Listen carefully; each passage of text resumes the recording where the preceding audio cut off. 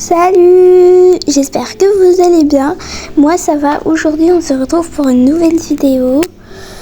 J'aimerais juste vous présenter des livres que vous pourrez acheter si vous avez rien à lire ou si vous vous ennuyez, qui peut-être vous pourrez aimer, et certaines de leurs significations aussi, je dirais.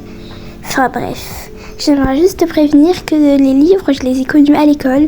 Donc soit un livre j'avais vu à la bibliothèque et du coup j'ai décidé de lire et c'était trop bien, ou soit c'est juste des livres que les professeurs ont présentés et qu'on a travaillé dessus.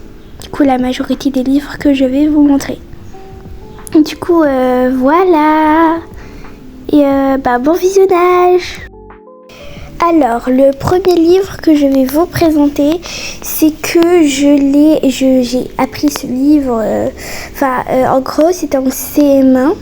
Mon maître, on va l'appeler Roger, il s'appelle pas Roger, il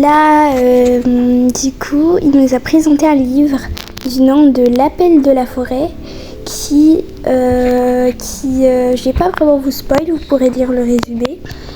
Et il y a aussi le film, donc en cas où si vous avez regardé, c'était fait par Jack London, je crois. Enfin bref, du coup le personnage principal c'est Buck et je vous conseille de le lire si vous êtes des fans de romans. Et voilà. Maintenant je vais vous présenter les livres que j'ai connus cette année.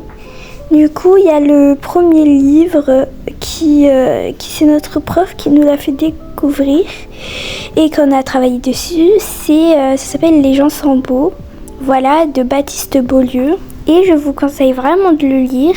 Et voilà. Maintenant je passe aux deux derniers livres.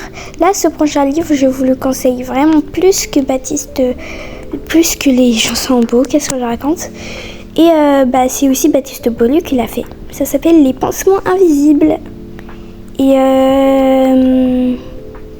voilà, ça parle de toutes les choses que les gens font sans le consentement, même s'ils veulent pas vous faire du mal, mais sans le savoir, ça vous fait des pansements invisibles. Bref, et le dernier livre, c'est juste les livres de Snoopy. Voilà, si vous voulez un peu d'humour, c'est très drôle et c'est une tranche de vie. Voilà, du coup, au revoir.